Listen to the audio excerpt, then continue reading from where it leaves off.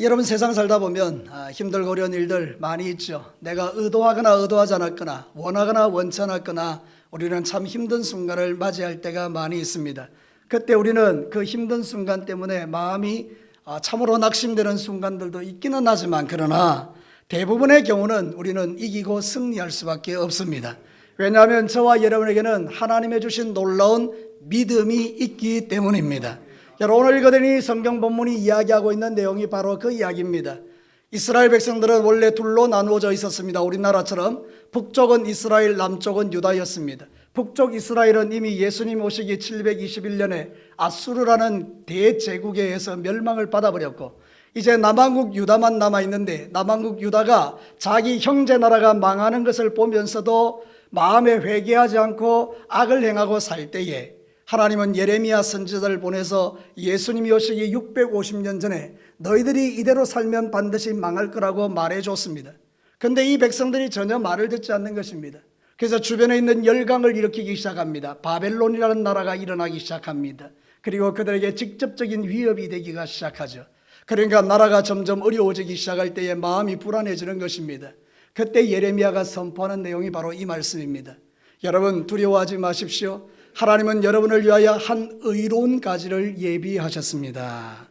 이 의로운 가지가 뭐냐? 그게 바로 우리를 구원하러 오신 예수 그리스도를 상징하는 이야기라 그 말입니다.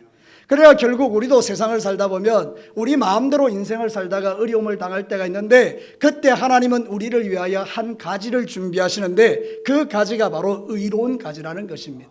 그 의로운 가지는 예수 그리스도십니다.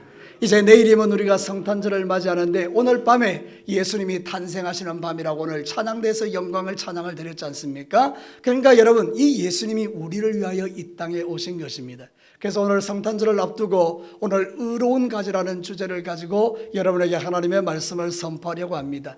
의로운 가지이신 예수 그리스도가 내 삶의 가지가 되어주시면 내 인생이 완전히 달라져 버리는 것입니다. 자, 첫 번째 우리에게 들려주는 메시지가 이것입니다. 같이 한번 읽어볼까요? 의로운 가지이신 예수님은 지혜의 왕으로 오셨다. 여러분, 세상에는 두 가지 지혜가 있습니다. 첫 번째 지혜는 하나님이 주시는 지혜입니다. 이것은 하나님이 주신 지혜로 충만하면 사람들은 걱정할 게 하나도 없습니다. 왜냐하면 하나님은 모든 것을 다 아시고 분별하시는 분이기 때문에 하나님이 지혜를 주시면 피할 길이 보이고요, 승리할 수 있는 길이 보인다 그 말입니다. 그런데 여러분, 마귀가 주는 지혜가 있습니다. 이 사단이 주는 지혜는 악한 지혜이기 때문에 이 지혜는 나를 망하게 합니다. 그래서 교만하게 만들고 음란하게 만들고 세상을 사랑하게 만들고 술 취하고 방탕하게 만들고 우리의 영혼을 지옥으로 끌고 가는 지혜가 바로 이 악한 지혜라 그 말입니다. 그러니까 여러분, 이 세상에는 이런 악한 지혜가 작동되고 있기 때문에 하나님을 믿는 저와 여러분이 세상살이가 너무 힘든 겁니다. 예를 들어서 여러분, 직장에서 어떤 사람은 사바사바하고, 사바사바가 뭔지 아십니까? 사바사바하고 그리고 얍삽 빠르고 그리고 막 그 상사에게 뭔가 이렇게 그런 부정한 방법을 통해서 이렇게 막 승진하고 높아지는데, 예수 믿는 사람이 그거 하려고 그러니까 양심에 걸리고 말씀에 걸리고 그러니까 하지 못하는 겁니다. 그러니까 자꾸만 뒤로 물러서는 것 같고 그렇단 말이죠, 그죠? 그 세상은 그런 작동체계로 돌아가기 때문에 그런 작동체계를 따라 살지 않는 우리들은 너무나 힘들고 어려운 게 사실이라 그 말입니다. 그래서 여러분, 의인은 고난을 받는 것입니다. 디모데후서 3장 12절과 14절 상반절에 무릇 그리스도 예수 안에서 경건하게 살고자 하는 자는 뭐를 받는다고요? 박해를 받는다 그 말입니다. 악한 사람들은, 속이는 자들은 더욱 악하여지고 속이기도 하고 속기도 하는데 그러나 너는 배우고 확실한 일에 가라.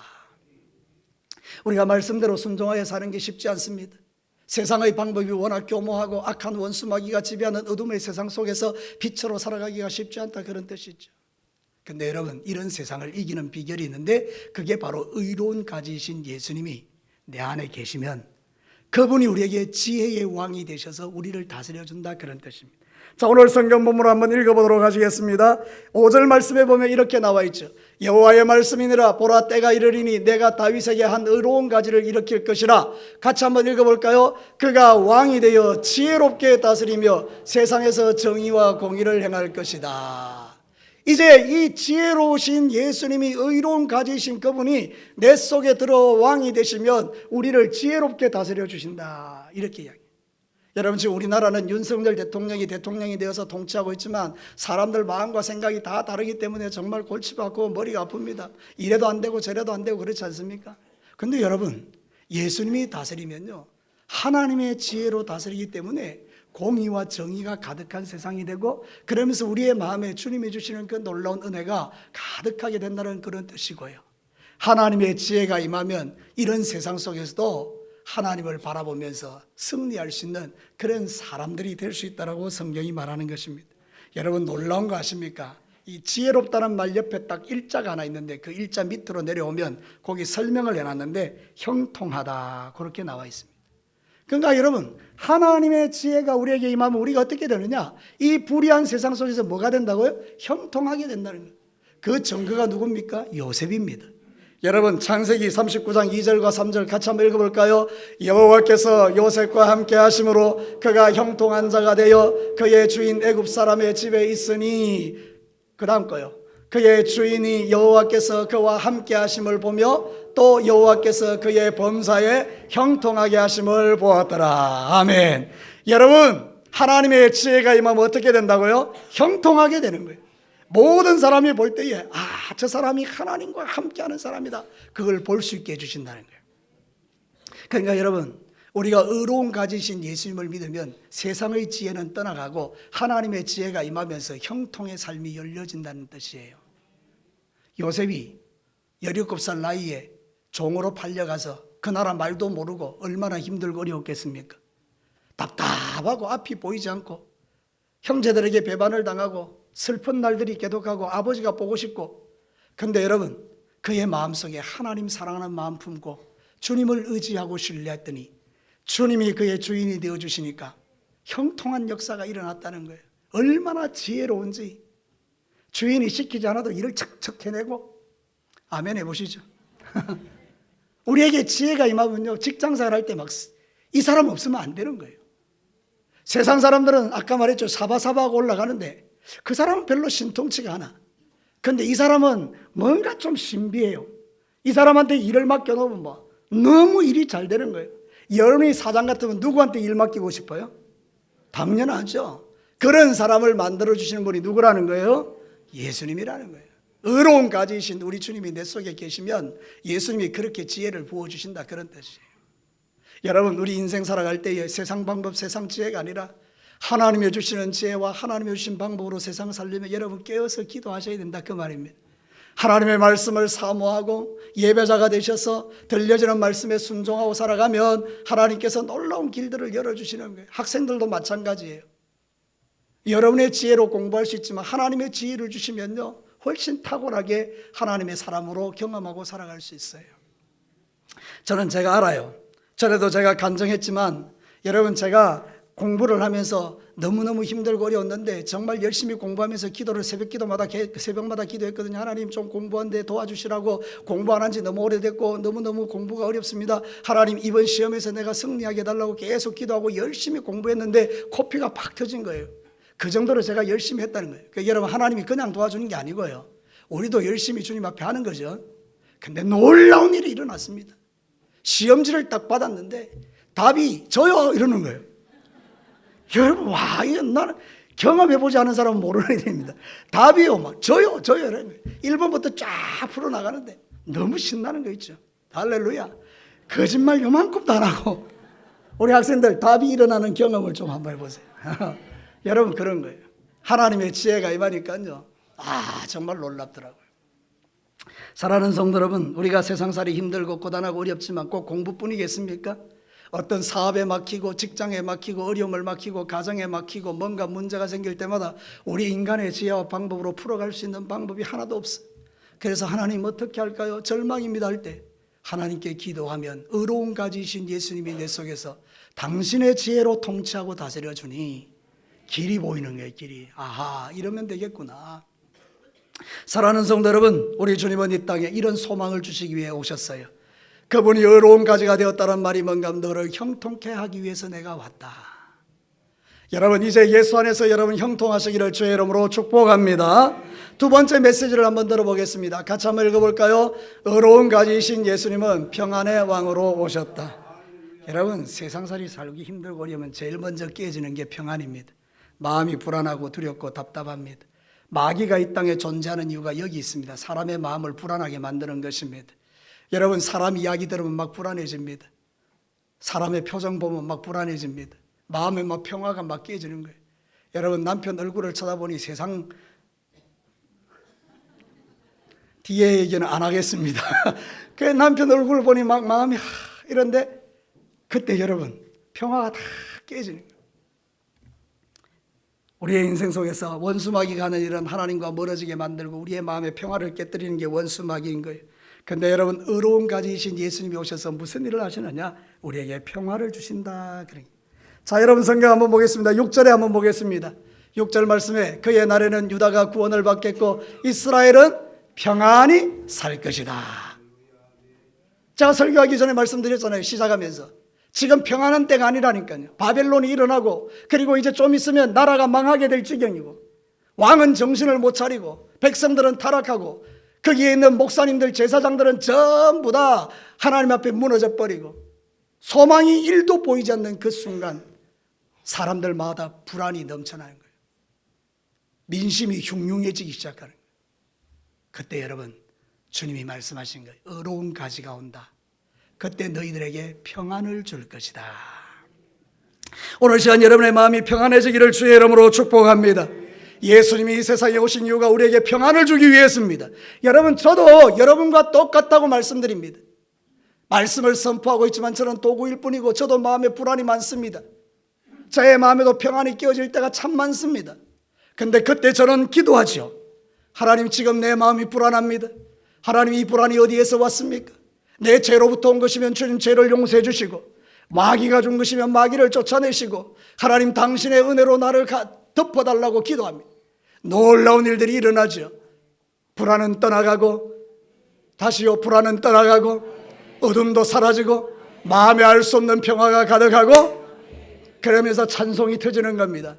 평화 평화로다 하늘 위에서 내려오네. 놀라운 찬양이 터지는 겁니다. 이거는 바로 의로움 가지신 예수님이 우리에게 주시는 놀라운 은혜입니다. 여러분, 예수님이 세상에 오셨을 때 그런 일들이 일어났습니다.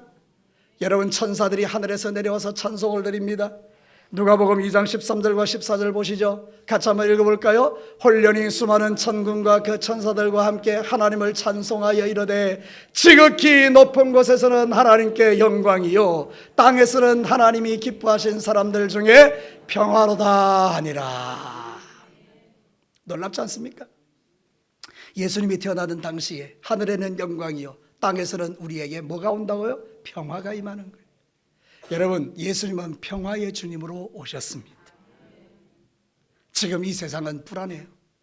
전쟁이 가득하고요, 기근이 가득하고요, 지진이 일어나고요, 기상이변이 일어나고요, 상상할 수 없는 일이 일어나요. 제가 그 부흥 집회를 하시던 허봉랑이라는 그 여자 선교사님, 86세 선교사님의 이야기를 들어보니 자기 아들이 미국에서 목회를 하고 있는데 어머니한테 전화했다는 거예요. 하늘에서 우박이 이런 게 떨어졌다는 거예요. 그래서 몇 사람이 죽고 다쳤대요. 여러분, 지금은요 하늘에서 떨어지는 우박조차도 요만한 게 떨어지는 게 아니고 이만한 게 떨어진다는 거예요. 사람을 죽이는 우박들이요 하늘에서 쏟아져요. 지금 우리는 그런 시대를 살아가고 있어요. 인간이 환경을 잘 다스리고 통치하지 못했기 때문에 환경의 재앙들이 지금 우리에게 막 쏟아지고 있는 거예요. 생각해보면 편안한 게 하나도 없는 거예요. 그런 세상 속에서 우리가 편안하게 살 수 있는 유일한 길은 의로운 가지 예수님을 붙들고 사는 것입니다. 왜요? 오늘 성경에 그 의로운 가지가 우리에게 뭘 줄 것이니까? 평안을 줄 것이니까.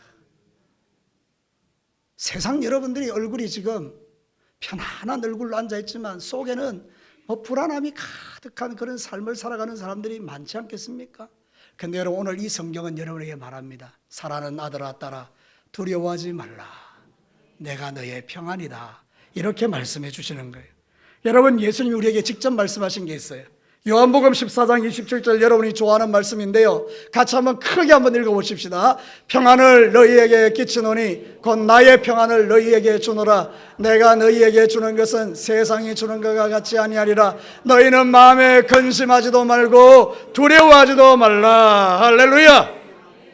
병이 있어도, 물질이 없어도, 자식 애를 먹여도, 내 옆에 내 인생에 좋은 날 볼까 싶은 그런 생각이 들어도, 지금 여러분이 안고 있는 숙제와 같은 그 수많은 문제 속에서도 여러분, 주님이 우리에게 말씀하는 게 있어요. 나는 평안이다. 그러니 두려워하지 말라, 근심하지 말라. 주님 지금 말씀하고 있는 것입니다. 인간적으로는 근심과 불안을 떨쳐낼 길이 없습니다. 그러나 여러분, 하나님이신 예수님은 우리에게 평안을 주기 위하여 이 땅에 오셨습니다. 그래서 찬송을 하나 더 드릴 수 있습니다. 주는 평화 막힌 담을 모두 하셨네. 사랑하는 성도 여러분, 그만해도 됩니다. 사랑하는 성도 여러분, 우리가 살면서 어렵고 힘든 막힌 담이 있어서 내 마음이 두려울 때 주는 평화 막힌 담을 하셨어요. 그것이 바로 하나님이 우리에게 주시는 약속이에요. 평강이 뭐냐? 샬롬이에요. 그래서 여러분이 상식적으로 알고 있는 것처럼 우리는 인사가 뭡니까? 사람들 만나면 두 가지 인사를 하게 되어 있습니다. 하나는 뭡니까? 밥 먹었습니까? 밥 먹었어요, 이겁니다. 아주 표준 말입니다. 밥 먹었어요, 이거 하나 하고, 두 번째는 뭡니까? 어디 가십니까? 그 내가 어디 가는지 왜 궁금합니까? 그 내가 계속 그 두 가지를 물어봐요. 밥 먹었습니까? 어디 가십니까? 그런데 유대인들은 그렇잖아요. 만나면 뭐라 한다고요? 샬롬. 당신에게 하나님의 평화가 있기를 원합니다. 당신에게 하나님이 주시는 그 놀라운 위로가 있기를 원합니다. 그들은 기독교인들이기 때문에, 그들은 하나님의 사람들이기 때문에 하나님이 주시는 평화를 늘 품고 살아가는 최고의 인사가 샬롬이에요. 샬롬은 하나님과 통하고, 사람과 통하고, 물질이 통하고, 모든 것에 형통한 그게 샬롬이에요. 여러분, 이제 예수님 때문에 샬롬이 여러분에게 임하게 되기를 축복합니다. 마귀는 이 샬롬을 깨뜨리기 위하여 이 땅에 오셨지만, 이 땅에 왔지만, 예수님은 우리에게 평화를 주기 위해 오신 분이에요. 그래서 여러분, 혹시 여러분의 마음속에 예배드리면서 마음에 불안하고 염려하고 걱정, 근심, 두려움 있는 분들 다 내려놓고 가십시오. 주님이 여러분과 함께 동행하십니다. 예수님의 이름이 뭐라고요? 임마누엘. 임마누엘의 뜻이 뭐라고요? 하나님이 우리와 함께 하신다. 맞습니다. 하나님이 나와 함께 하신다. 그 여러분이 어디 가든지 거기에 주님이 계시니까 샬롬의 역사가 일어나는 것입니다. 의로운 가지이신 예수님은 우리에게 샬롬이 되기 위해서 오셨어요. 자, 마지막 세 번째입니다. 같이 한번 읽어볼까요? 의로운 가지이신 예수님은 포로에서 자유케 하시는 왕으로 오셨다. 여러분, 오늘 이 예레미야가 그 이야기하는 것입니다. 지금 이스라엘 백성들은 이제 포로로 잡혀갈 거예요. 의로운 가지가 왔다라고 말해줬는데도 끝까지 말 안 듣고 불순종해서 결국 나라가 망합니다. 언제요? BC 586년, 예수님이 오시기 586년에 이 바벨론에 느부갓네살 왕이 와서 나라를 작살내버립니다. 그리고 포로를 잡아갑니다. 똑똑한 사람 다 잡아가 버립니다. 그리고 다 죽이고, 그래서 나라가 폭삭망했습니다. 그런데 여러분, 하나님이 약속하십니다. 의로운 가지가 올 것이다.